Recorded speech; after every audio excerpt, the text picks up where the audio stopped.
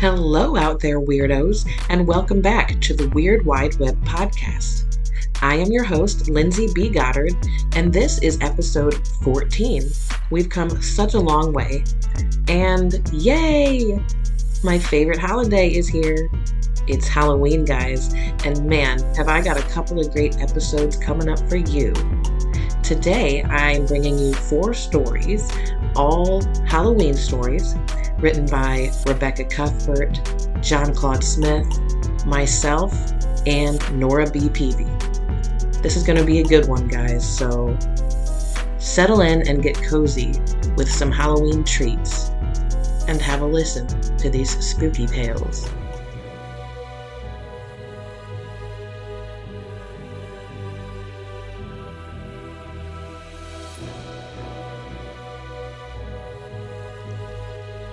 With Her by Rebecca Cuthbert. Sarah, dressed as her favorite superhero, bounced up and down on the couch, ready to go trick-or-treating with her mother. But she overheard Caitlin, her older sister, making plans to go out with friends. Sarah wanted to go with her instead. She cried, howled, scrunched her face like a used tissue, until she got her way. Caitlin sighed and stomped and rolled her eyes, to no avail. She was saddled with her baby sister. They left the house at 7. Caitlin seethed behind a devil mask and texted her friends a storm of expletives. Sarah skipped alongside her, red cape billowing, caught up in the wind. Wet brown leaves decorated the pavement. The shouts of children echoed. Streetlights fought against the dusk. An hour later, Sarah's plastic pumpkin, heavy with candy, dragged her little arm down. She had struggled to keep up with the teenagers, panicking more than once when she lost them in a crowd of painted faces. She wanted to go home. When she told Caitlin, her sister said, "Fine, go ahead." The teenagers laughed and kept walking. Sarah's face burned. Another block. Another. They passed fewer trick-or-treaters. Porch lights winked out. Sarah tried again, calling Caitlin's name twice before her sister turned around. Careful to keep the whine from her voice, Sarah asked her to slow down, to hold her hand, to carry her loot. Caitlin said no. Sarah fought tears and tripped on an uneven sidewalk, spilling her candy. She stopped to pick it up, setting down her pumpkin to chase rolling packs of Smarties and sweet tarts. Caitlin glanced back and groaned. She told her friends she'd catch up and backtracked to Sarah, crossing her arms while her sister scrambled. A rusty car lurched slowly toward them and pulled to the curb. The driver, a woman with long tangled hair and a frozen smile, opened the passenger side window and leaned across the seat. She called hello, asked if the little one was all right. "Thanks, just tired," answered Caitlin. "Are those your friends up ahead?" said the stranger. Caitlin nodded yes. "Why don't you let me help? I can take the child.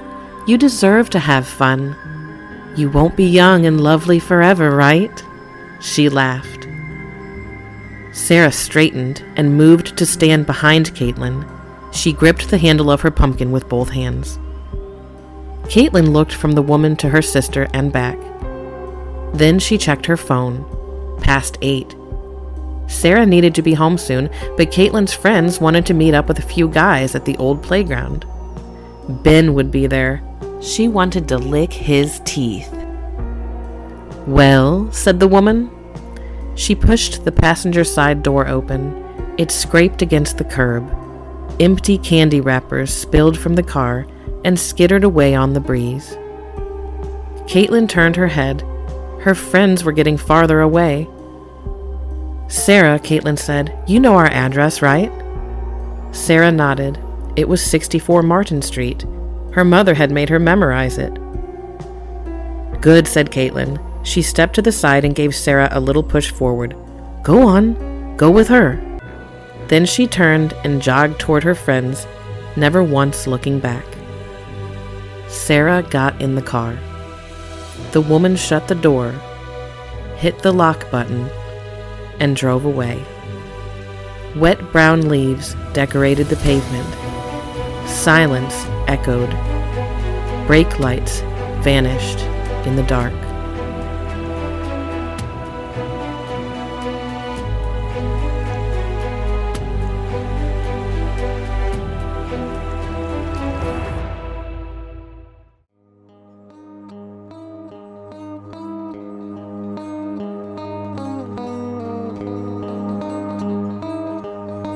The Perfect Pumpkin by John Claude Smith.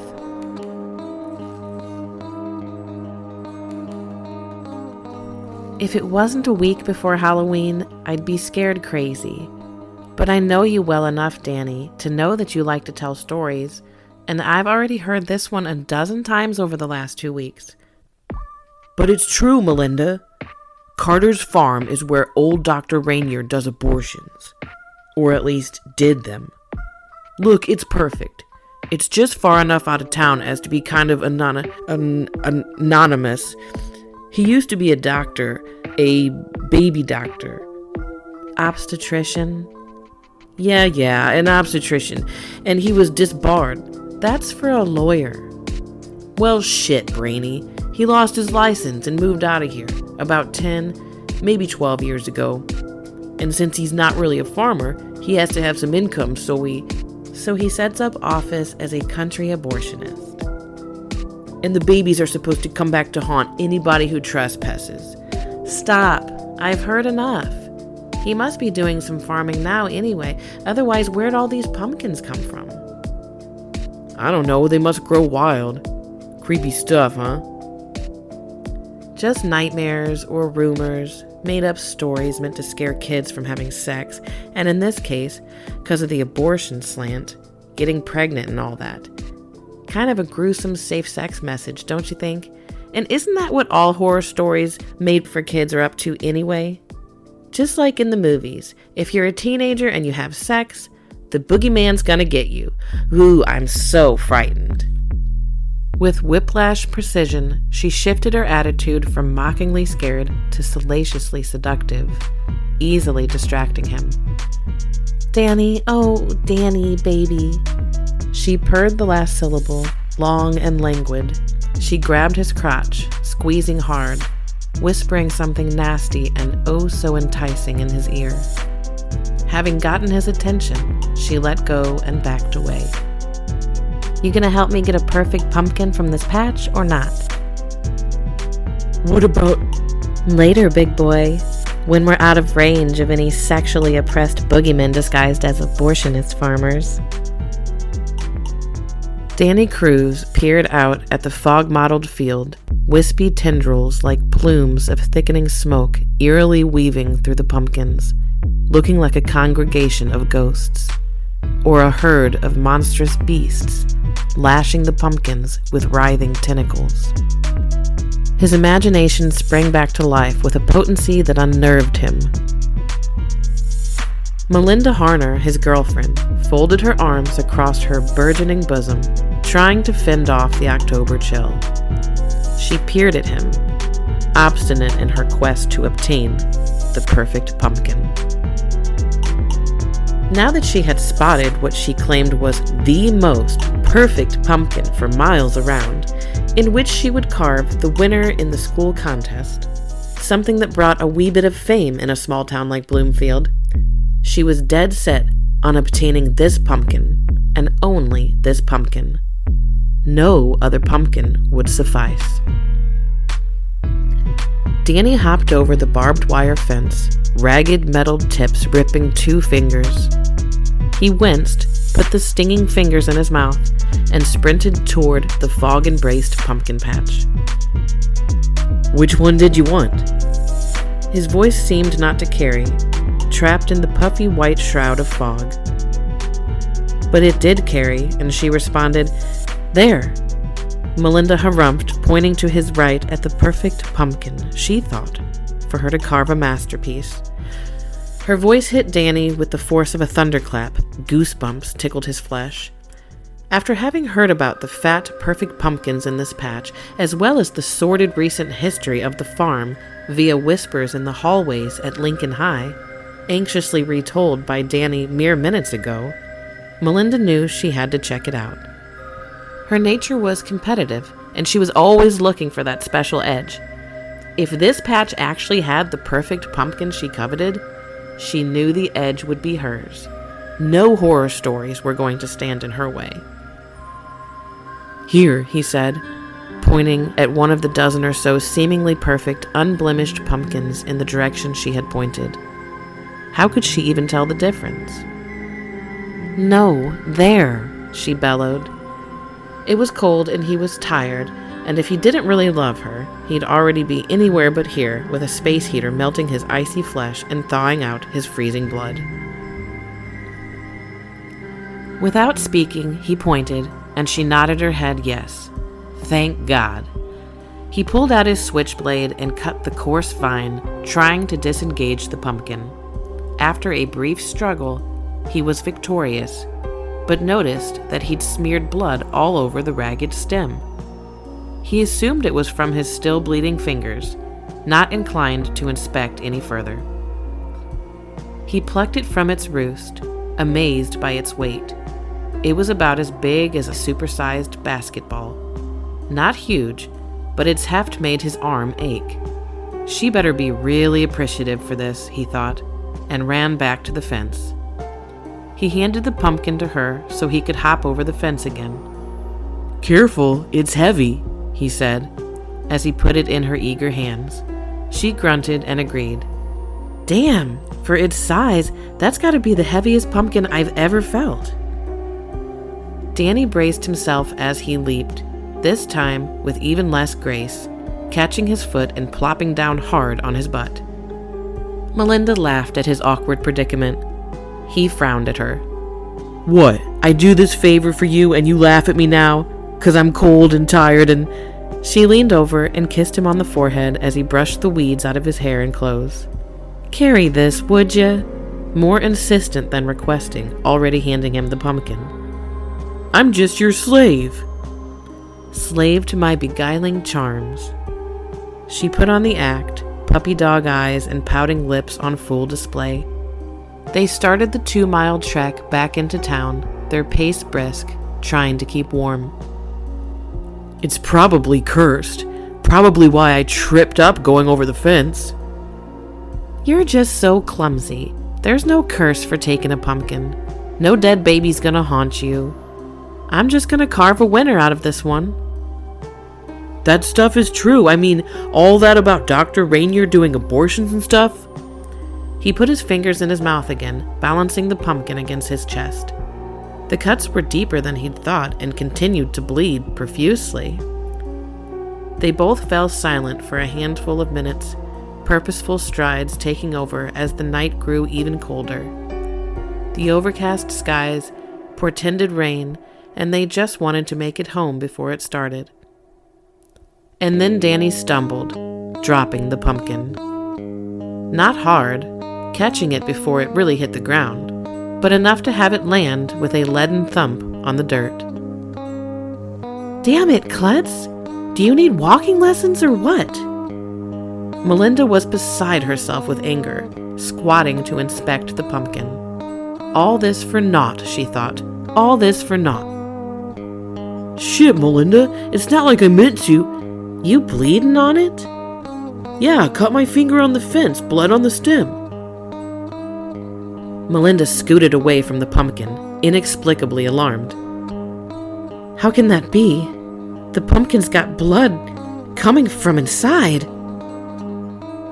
They both watched as a thin line of blood trickled from a minuscule crack toward the bottom, where it had hit the ground.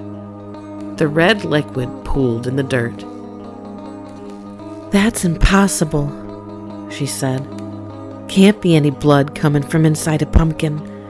Only pumpkin seeds and guts. You must have bled a lot more than you thought," she said, forcing a smile, obviously in denial of what she was witnessing. More blood seeped from the crack. Danny pulled out his switchblade and approached the pumpkin.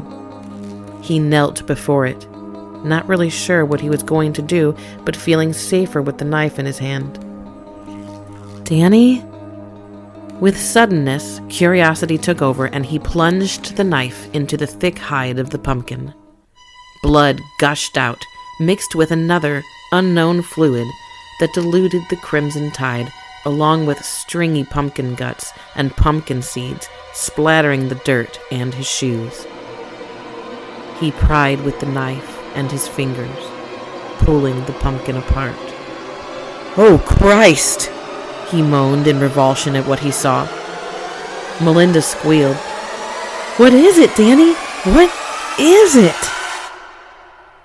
The pumpkin had split wide open like a cracked egg. Danny jumped to his feet, hands dripping wet. An intolerable stench was belched from within the split pumpkin, forcing him to cover his face with his sleeve, while Melinda openly retched, dry and empty. She was on her feet as well, fingers digging crescents into Danny's arms. He didn't feel a thing. They both just stared in horror and disgust. Within the womb of the pumpkin, entwined within a network of ripped veins, a ruptured clear sac, and pumpkin guts and seeds, 2 large yellow eyes, like jaundiced moons and devoid of pupils, attempted to blindly seek out the source of intrusion. It probably did not see them, thought Danny, as his stomach roiled like a fist-sized hurricane, battering his insides. It was a fetus, a mutation of inconceivable ugliness, born of nightmares and rumors and curses made real. "Oh my God, Danny! Danny!" Melinda cringed, teetering on hysterical. The obscenity, skin stained with blood but otherwise as orange as a healthy pumpkin, turned itself in the direction of Melinda's voice, the tiny holes where ears should be steering in her direction. Gurgling noises emanated from its throat. Wet sounds, an orange spittle passing by its lipless slit of a mouth. "We need to go. Now!" Melinda, beside herself, doing a nervous dance of desperation. She wanted away from here post-haste, or sooner. "Wait," Danny said. "I think it's trying to say something." Melinda pulled harder on Danny's arm, afraid to leave without him. The night and clouds and vast darkened landscape uninviting, despite her urgency to run as far away from here as possible. "Come on, let's go!" The sound that rose from the baby's mouth unhinged the muscles in Danny's legs. He slumped to the ground, transfixed by the fetal abomination squirming and convulsing and hideously alive within the pumpkin. Melinda tumbled with him, but not for long. He scrambled to his feet and dragged her to hers, his feet pounding the dirt like a chorus of hammers, matching the freight train rhythm of his heart. His swiftness almost lifted Melinda into the air as one would a kite. The utterance, repeated again and again, insistent, scarred the night with its cawing message, resonant and haunting, cursing both of their ears forever. One word, only one, but Danny and Melinda would remember it until the day they died. "Daddy!" It screeched. It begged. "Daddy!"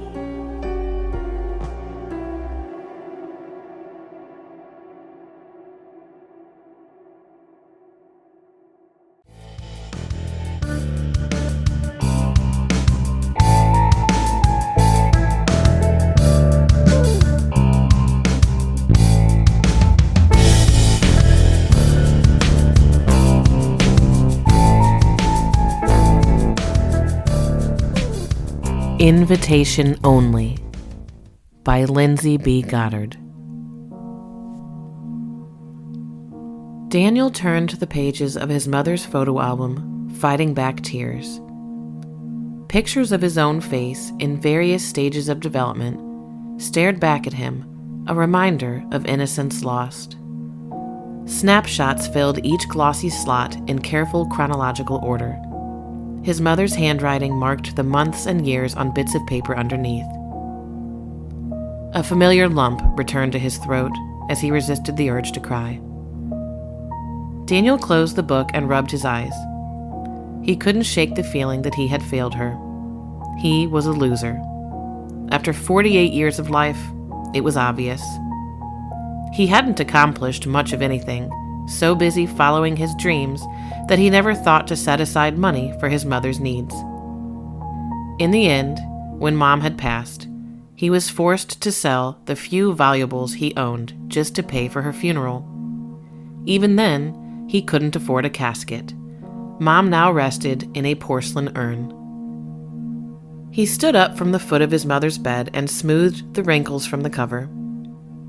It occurred to him that this was a pointless action, that sooner or later the bedding would join her other possessions in a truck heading for the nearest Goodwill. But he adjusted it anyway, noticing its age for the first time. It was the same ragged quilt she'd been using for decades. He looked around the room at the outdated decor, the open closet full of thrift store dresses, the ancient TV atop her dresser. She hadn't lived a glamorous life.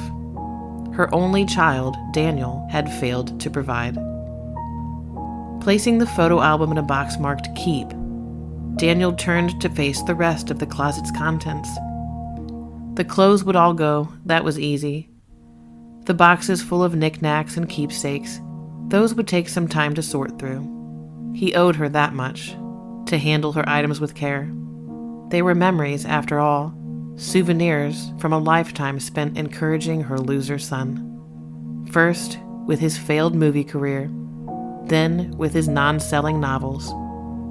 Mother always kept the faith that he'd succeed. Daniel grabbed a shoebox from the shelf and placed it on the bed. It was old, the logos obviously passé. His fingers left prints on the dusty surface as he removed the lid, setting it aside. The box contained papers, some folded, some rolled, some small enough to fit without bending. He unrolled a paper, the deed to the house. He walked it over to the Keep container, setting it next to the box so it wouldn't get buried beneath the other items as he sorted. He started a pile of old receipts, crumbling them as he scanned them for importance, and then further down, underneath the top layer of papers, he spotted something that made his brow furrow. It looked exactly like something he'd seen in his youth. The words were different, but there was no mistaking the font.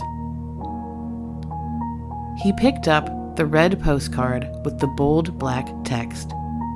The words were scrawled in haunting Gothic letters. As a boy, he had marveled at the shape of each character. He'd never seen writing like that, and now, as a grown man, he knew he hadn't seen it since. There was no picture, no friendly greeting, not even a stamp. The card was the color of blood, but lacking the glossy coat that some postcards possess, just the dull crimson paper with the strange black letters. He remembered how Jimmy Hannigan had gloated, waving it around. A chubby red-headed kid with an ego so big it made you wonder what he saw in the mirror. He carried himself with an attitude that suggested he was top dog. Jimmy was a hellion, a cool outlaw, trapped in the body of an overweight ginger. Daniel knew this was why he bullied the other kids, like in that moment, as he taunted Daniel with the postcard in his hand. "Didn't get one, huh?" "Don't want one." Daniel kicked a rock with his dirty Ked sneaker, eyeing Jimmy with thinly veiled chagrin. Ever since the delivery man had appeared on Jimmy's doorstep and handed him the strange invitation, he couldn't stop beaming from ear to ear. Jimmy had spent the school day with that dumb smile on his face, questioning all the children in their 7th grade class. "Did you get one?" he would ask, waving the crimson card around. With each no, he seemed to walk a little taller, as if hand-picked to join a group of socialites. The invitation itself was peculiar. The letters looked like they belonged in the credits of Vampira or the Addams Family, and Daniel was thoroughly intrigued. He found himself trailing Jimmy as he posed the question to each classmate. So far, only Teddy Green, Dennis Holloway, and Johnny Cougar had matching postcards. The oddest part? They were the worst kids in school. Daniel was partly telling the truth when he said he didn't want an invitation. There was a twinge of jealousy at having been excluded, but something about the blood red card, inviting the recipient to the best haunted house this Halloween, sent a chill down the length of Daniel's spine. He had been there when the delivery man arrived on Jimmy's doorstep. The lanky figure in the long black trench coat seemed to appear out of thin air that afternoon. One moment they were discussing baseball, the next they were sitting in his shadow. The autumn air was crisp, carrying the scent of fallen leaves, and it whipped at the stranger's colorless hair, which hung in a tangled mess from beneath his ebony top hat. His face was even paler than his thin white hair, and his dark eyes leered at Daniel from the shadows of the hat's brim. "Are you Mr. Jimmy Hannigan?" his deep voice inquired. Daniel thought it sounded more like a growl than a question. He caught a glimpse of sharp teeth as the delivery man spoke. Slick with spit, the jagged teeth glistened behind chapped lips, brownish yellow and tapered into points. Jimmy, who was accustomed to speaking his mind, who had told countless teachers and parents to screw off, only nodded in response, taken aback by the proximity of the imposing figure. The man handed Jimmy a black envelope and curled his lips into a closed-mouth smile. The expression seemed to strain the muscles of his face as if causing him actual pain. Daniel caught another glimpse of those cat-like teeth as the man spoke again in that low, bassy tone. "We hope you can make it." With a tip of his satin top hat, the man turned and walked away, leaving the boys to stare at the envelope in wonder. "Open it," said Daniel, licking his lips. "Chill out, Spaz. I just got it 10 seconds ago." Daniel looked in the direction the man had walked, but he was nowhere to be seen. "That guy gave me the creeps." He rubbed the goosebumps from his arms. "That's because you're a baby," Jimmy said with a roll of his eyes. He ripped at the envelope, shredding the seal. His eyes widened as he read the words aloud. "You are invited to Manic Manor, the most terrifying haunted house in the state." Realization dawned on the boys, and they laughed, releasing their tension. "So that explains the creepy getup," said Jimmy. "But not the creepy teeth," thought Daniel. "Admission is paid in full, courtesy of someone who believes you can survive the terror. Halloween night, 10 o'clock, the old mansion on Pennington Hill." Jimmy looked up, pride obvious in his eyes, and Daniel knew he was going. Leaves skittered down the sidewalk in the autumn breeze. The jack-o'-lantern's candle had burned down to a nub, its flame fighting to stay lit against the wind. Daniel breathed deep the smell of melted wax. It was a comforting aroma, reminding him of past Halloweens when he'd been allowed to enjoy the festivities. Now he was 12, going on 13, too old for silly costumes and trick-or-treating. Jimmy smacked his lips, savoring the candy bar with as much etiquette as a pig at the trough. "You sure you don't want some?" he asked, holding the bag out to Daniel. Daniel shook his head.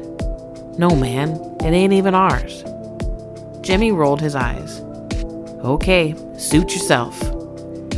He plunged his chubby hand into the depths of the treat bag, digging for another snack to join the pile of empty wrappers at his feet. Daniel watched his pal, pondering, as he often did, what exactly made them best friends. Teachers, parents, authority figures of all kinds. They pegged Daniel for a hooligan because of the company he kept. He could save himself a lot of trouble and accusations if he just stopped hanging around with Jimmy. The truth was, deep down, Daniel didn't feel like a bad guy. He didn't want to smash pumpkins or egg houses. He especially didn't want to steal candy. Yet, those are the activities that had filled his evening because for some reason, Jimmy Hannigan was his pal. "What time is it?" Jimmy asked, sucking the chocolate from his fingers. Daniel checked his watch. "It's 9:12. Jimmy jumped to his feet. "Crap, we're gonna be late." He dumped a handful of candy into the bag, stuffing the empty wrappers into the pockets of his jeans. He stashed the stolen candy in the bushes, where his parents would be none the wiser. Daniel stood from the porch, his eyebrows arched high. "Hold up, we are gonna be late?" "Yeah, man. You didn't think I'd go without my best friend, did you?" Daniel thought, "Well, what if they don't let me in?" "Hell, man, I don't know. Let's go find out." The abandoned mansion towered against a backdrop of tiny stars as the boys groaned, rubbing their feet. Daniel marveled at how far they'd come, loosening the laces of his grass-stained tennis shoes. The road snaked its way downhill, winding through the forest and back out again until it met with the heart of town. He scarcely believed they'd climbed the entire hill on foot as he stared down upon the rooftops, breath-forming clouds in the crisp October air. One by one, they had gathered outside the iron gate. Teddy Green, Dennis Holloway, Johnny Cougar, and Sally Hendricks. A scraggly-haired tyrant of a girl, Sally's name struck fear into the hearts of her classmates. She might as well be one of the guys. Daniel noted, with mild amusement, that the amount of lunch money stolen between these kids might be enough to jumpstart a small business. He snorted through his nose to keep from laughing, catching a suspicious sideways glance from Teddy, whose narrow eyes wiped the smirk from Daniel's face. Dark windows stared down at the children like empty eye sockets in a moldering face. The once glorious home loomed over them, glowing gray in the moonlight. The rotting wood exterior was riddled with tiny black knots. Dead, brittle vines weaved through the broken slats of the lattice, cobwebs visible in every corner. Gauzy white webs accented the frame of the tall black door, which seemed to sit crooked in the face of the house. Pennington Hill had once been the subject of envy around town. Built for the mayor and his prestigious family, the 3-story, 28-room manor had been the setting for galas and elite social events. As decades passed, the wealthy class developed a desire to blend in. A mansion atop a hill became a thing of the past, an ostentatious display of riches. Following the family's departure a near century after it was built, no one seemed to know what to do with the old house. It sat untouched for so many years that it fell into immense disrepair. The children heard the squeaking of a shutter as it hung from its hinge and thumped against the window frame. A lone owl hooted in the distance. Their warm breath formed white clouds in the air as they waited. Johnny Cougar's blue eyes darted from face to face as he rocked back and forth on his heels. "What should we do? Climb the gate?" Jimmy shook his head, pointing at the invitation. "Patience, bonehead. It says right here, 10 o'clock. Just wait a minute. Someone will let us in." As if on cue, the wrought iron gates swung open. Teddy and Dennis stepped forward, showing no fear at the sight of the heavy gates moving on their own. Johnny and Sally glanced back, at the road leading home, then forward to the gates, which scraped along the gravel as they opened. "A pretty cool trick," said Johnny. "Yeah, pretty cool." Jimmy pulled Daniel aside. He patted the pocket of his jacket where a walkie-talkie was hidden. His freckled cheeks puffed up as he beamed a crooked smile. "Remember, even if you don't get in, you can listen." Jimmy's hazel eyes twinkled in the plump roundness of his face. He raised his hands to Daniel's shoulders. Jimmy had insisted on bringing the walkie-talkies, just in case the two boys got separated. His best friend was coming with him, no matter what. "You ready?" he said, squeezing Daniel's shoulders with his palms. Daniel nodded. "Yeah, let's go." Together they walked under the archway that connected the pillars of the gate. Granite faces peered at them from the intricate carvings in the stone. The gray eyes seemed to follow them as they passed. Both boys noticed, but neither one said a word. Trees lined the stone path leading to the mansion's front door. Twisted limbs entangled from opposite sides of the path, forming a tunnel of gnarled branches and leaves. A canopy of twigs and fire-colored leaves entwined above their heads, throwing the children into darkness. Moonbeams shined through the gaps in the branches, casting thin patches of light across their bodies as they crunched over the fallen leaves that littered the pebbled ground. Shadows moved in the foliage, weaving through the tree trunks. At first, Daniel thought it was dogs on the other side of the branches, but the more he focused his eyes, he saw dark splotches moving along the inside of the tunnel. The shadows looked human in shape, as if cast by the group of kids, but there wasn't enough moonlight for that. The black figures moved in a blur so quickly Daniel couldn't single one out. The trunks were covered in a dark brown, crumbling bark that seemed to move like the puffing of a chest as it breathes. Daniel knew it was foolish, but he felt as though the trees were alive. He could hear them panting, a labored wheezing sound over the whistling of the wind down the trail. "Do you hear that?" Daniel clenched Jimmy's arm, urging him to stand still and listen. Jimmy cocked his head, waiting. "Hear what?" Daniel paused. He scanned the mossy trunks, waiting for the vegetation to move, waiting for the bark to ripple as it had seconds earlier. Nothing happened. "Never mind," he said, biting his lip. Jimmy chuckled. There was a nervous, high-pitched lilt to his laugh. "Come on, man, let's keep going." They jogged to catch up with the others. Dennis and Teddy reached the staircase first. They glanced back, suddenly aware of how shadows crowded the porch, dark and unmoving. They resembled human figures, huddled together in the darkness of the covered patio. The tough guys searched the faces of their peers. Their eyes said it all. They were just as scared as Daniel. They gripped the wooden railing that ascended the stairs to the pillared, wraparound porch. The archway was fit for a cathedral, aside from the mold that speckled the wood and the peelings of paint that hung in large chunks, fluttering in the breeze. With a gulp, Daniel and Dennis climbed the stairs. The other children followed close behind. Daniel jumped when a wooden stair broke with a loud crack, splitting under his foot. The others looked back with smirks on their faces as if to say, "Smooth move, dork," but no one said a word as they reached the top step and the shadows retreated to the far side of the porch. The crickets stopped chirping on Pennington Hill. Everything went still, save for the nervous breathing of the children, and another noise, like the raspy wheezing of 1,000 creatures, so quiet you could barely make it out, and it was coming from the shadows. Sally grabbed the rusty door knocker. It took every ounce of courage to steady her hand as she thudded the metal ring 3 times.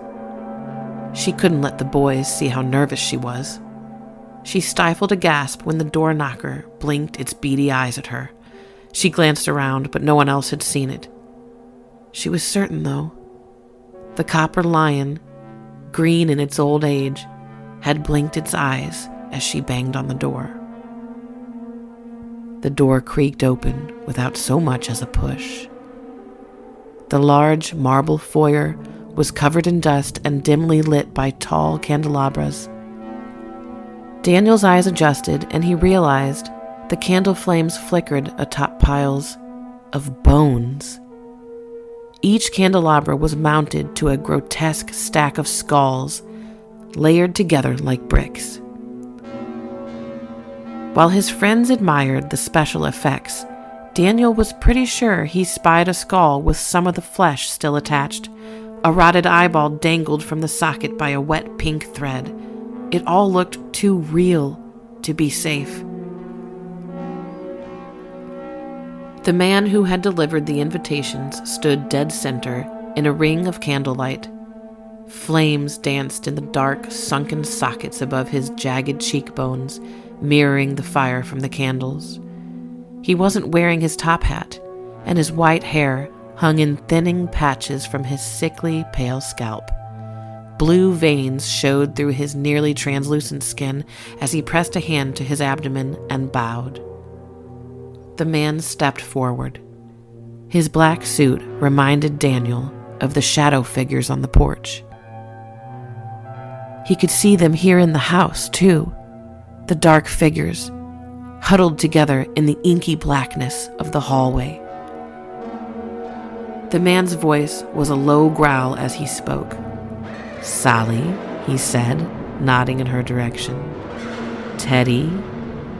His pale face studied the children, thin lips pulled taut over his ghoulish, pointed teeth. "Johnny and Jimmy." His dark eyes settled on Daniel. "And who do we have here?" He clasped his spindly fingers together in a steeple-like formation and slanted his thin eyebrows at Daniel. The shadows deep within the house, past the ring of candlelight, and hiding in the darkness, seemed to pulsate and stir. Their collective breathing rose higher in volume, yet it was still barely audible, like a gust of wind whistling through the old mansion. Human forms stirred in the hallways, writhed in the nothingness of the staircase, hid in every corner. Daniel was positive he saw a pair of red eyes staring at him from the abyss. "What is your name?" the strange white-haired man asked Daniel. Daniel? He replied. "Well, I'm afraid, Daniel, you must go back the way you came. This party is invitation only." He leaned over, and his sour breath made Daniel's skin crawl. "No exceptions." Blackness spilled from the halls.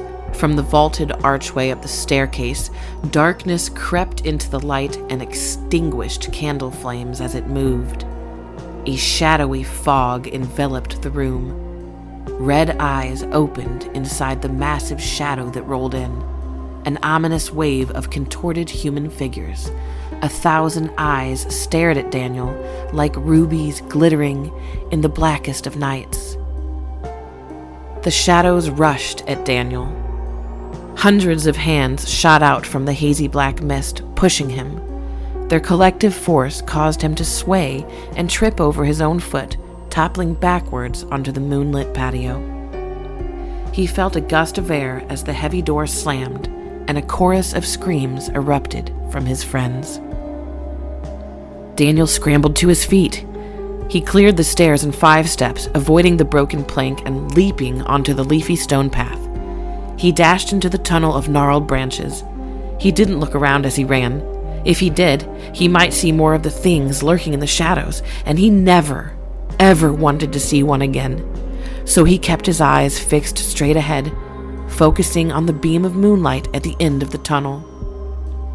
He emerged from the canopy of twisted tree limbs, falling to his knees in the grass.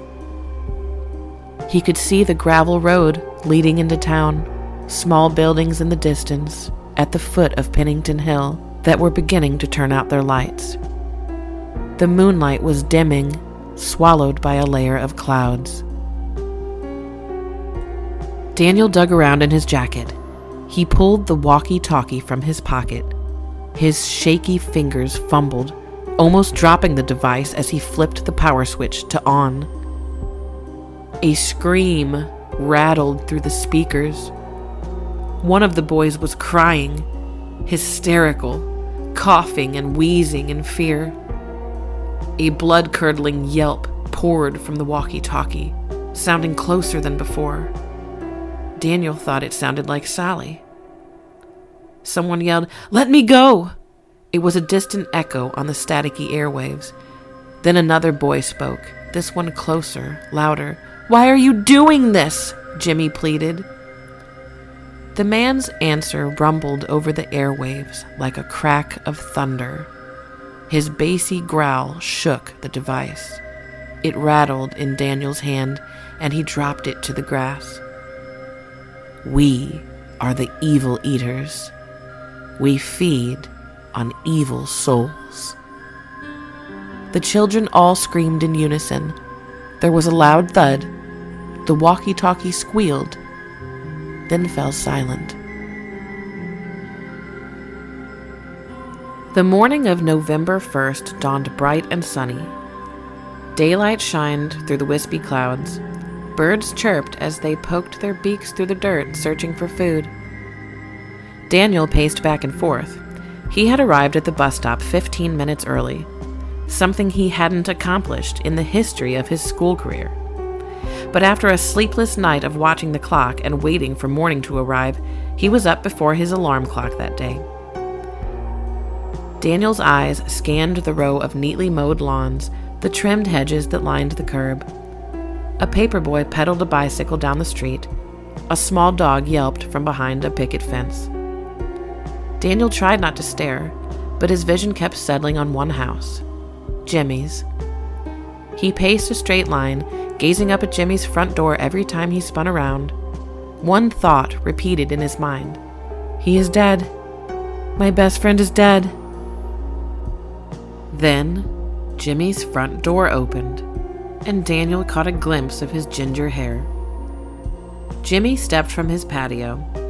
He plodded down the length of his driveway, with a spring in his step, his body bouncing toward the street.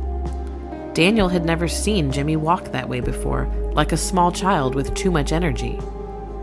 Daniel waved as Jimmy stepped onto the sidewalk and headed toward the bus stop. He knew Jimmy wouldn't return the gesture, probably even make fun of him for waving like a little kid, but he was so relieved to see his friend alive, he didn't care. Jimmy smiled at him, a closed-lipped, timid smile, not his usual mischievous grin.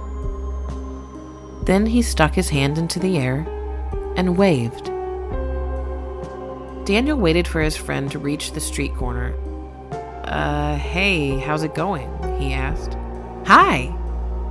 Jimmy opened his hand and wiggled his fingers in the air, waving a second time. He smiled with his mouth closed and shoved his hands into his pockets. This wasn't like Jimmy, whose grin often reminded him of the Cheshire Cat. Jimmy, who tossed pebbles and drew invisible pictures on the pavement with sticks, anything to keep his hands busy, never stuck them in his pockets. It was odd to see him standing there, quietly, patiently. "So about last night," Daniel began. "Oh, I know. I regret my actions, Daniel. Vandalizing property like that? And taking candy from those younger children? It was terrible of me, and I apologize." Daniel's mouth hung open as he attempted to respond. He blinked his eyes and slowly shook his head. "No, the other part of the night. That house." "Ah, yes, it was wonderful. I'm so sorry you couldn't stay." Daniel's skin crawled with unease as he studied his friend. By every physical law, Jimmy Hannigan stood before him. The same voice, the same hazel eyes and rotund, freckled face. But something had changed. Those eyes lacked a certain twinkle that made Jimmy so very Jimmy. "It's a beautiful day, Daniel. I think I'll walk to school." Jimmy turned and began to walk away, and that's when Daniel knew. This wasn't Jimmy. He never walked to school instead of taking the bus. He never did anything the hard way. And apologizing? 2 apologies in one morning? Jimmy had never said sorry for anything, not once in the entirety of their friendship. Daniel watched Jimmy disappear down the sidewalk, and he felt as though his best friend had died. The bus rolled up, filling the air with exhaust fumes. A set of yellow doors swung open. Daniel shook his head and boarded the bus, feeling more alone than ever. He knew the evil eaters had changed Jimmy. They had sucked the Jimmy right out of his soul. A tear dripped down Daniel's cheek. He wiped it with the back of his hand. 26 years later, it still bothered him to remember that strange Halloween. Jimmy Hannigan had disappeared that night, replaced by a shell of a boy. Daniel stood at the front of his mother's bed. He stared blankly at the red card that looked so much like Jimmy Hannigan's invitation. It was identical in every way, except for the words. Do you have a troubled child? Do you pray they will change their incorrigible ways? Look no further. We are a group of mystery men who guarantee results within the week. 100% pain-free, your child will not be harmed. We work swiftly and discreetly. Enjoy your family life again.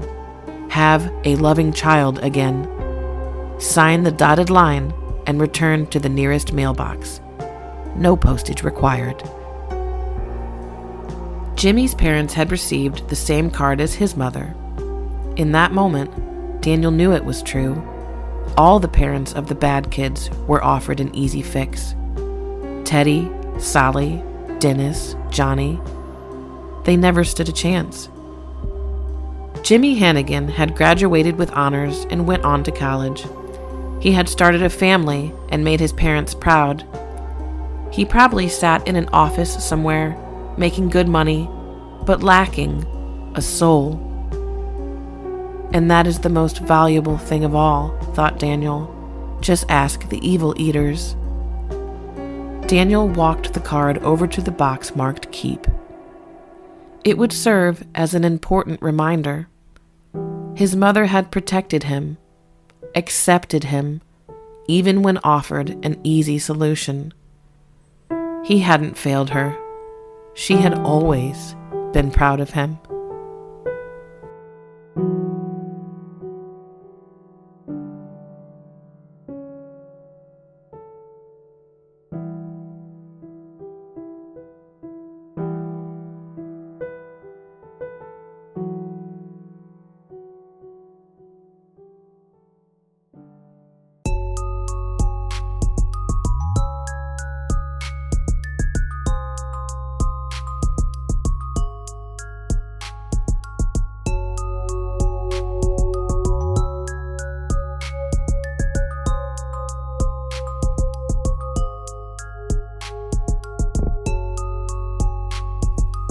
The Tale of Pumpkin Little by Nora B. Peevy.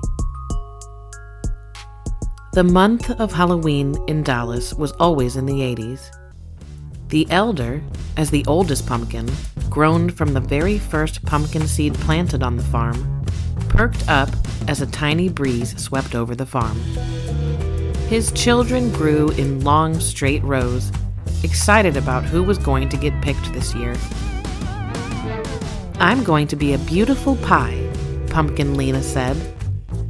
I'm going to be the best jack-o'-lantern and win prizes, Jackknife said. I'm going to be worm food, Peter Pumpkin said. Ew, why do you always have to be so gross, Peter? Pumpkin Lena said. Will all of you pipe down? Someone's coming. The elder straightened his leaves on the vine and shone as bright and orange as he could. A family of 4 walked right past him and picked 5 tiny pumpkins from another row. They never pick us. Jackknife wanted to cry. There's no crying in Halloween. Besides, I want to be the head on one of the farmer's scarecrows for the maze, Pumpkin Little said. Well, this might be your chance, Pumpkin Little. The elder rolled in the direction of the farmer walking down the row. Farmer grimly scratched his head and nodded at Pumpkin Little. I think you'll do as well as the other pumpkins. and he took out his harvesting knife and cut Pumpkin Little. All the pumpkins shuddered on the vine as Pumpkin Little was carried off, peering over the farmer's shoulder. "Where do you think he's going?" Pumpkin Lena whispered, and her leaves shook. "Probably to a big house," spoke one of the younger pumpkins. A crow landed on the elder. "Caw-caw! He's probably going to his death. That's what happens every year to all of you. Halloween is the holiday of death. Caw-caw!" He flew away with a green beetle in his beak. "He didn't mean that, did he?" Now Peter Pumpkin wanted to cry. The eldest sighed and turned to face his children. "It's true. Halloween is a night of mischief and mayhem when the spirits of the dead roam. It's our job to protect people with our shining beacons of light in the darkness. We're the marshals of Halloween. We keep everyone safe from the banshees moaning in the night."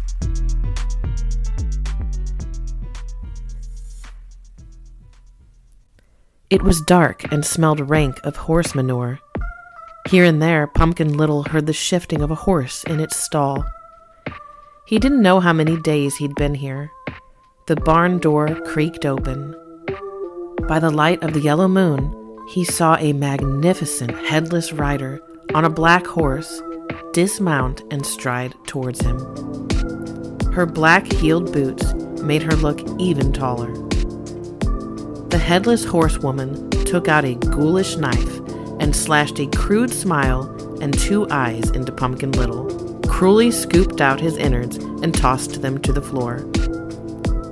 She inserted a glowing candle, placed the now garishly grinning Pumpkin Little on her neck, mounted her horse, and rode into the night, looking for her head.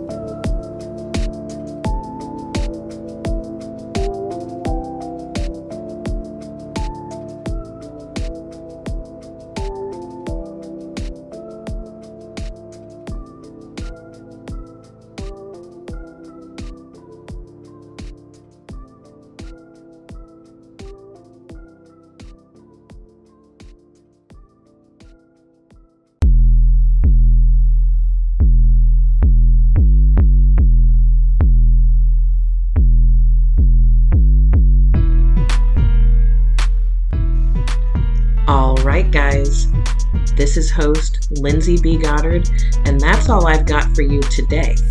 But I have part 2 of the Halloween episodes coming up next week, and we have lots more fun and spooky tales to tell before Halloween, so tune in next time to the Weird Wide Web podcast, and until then, stay spooky guys.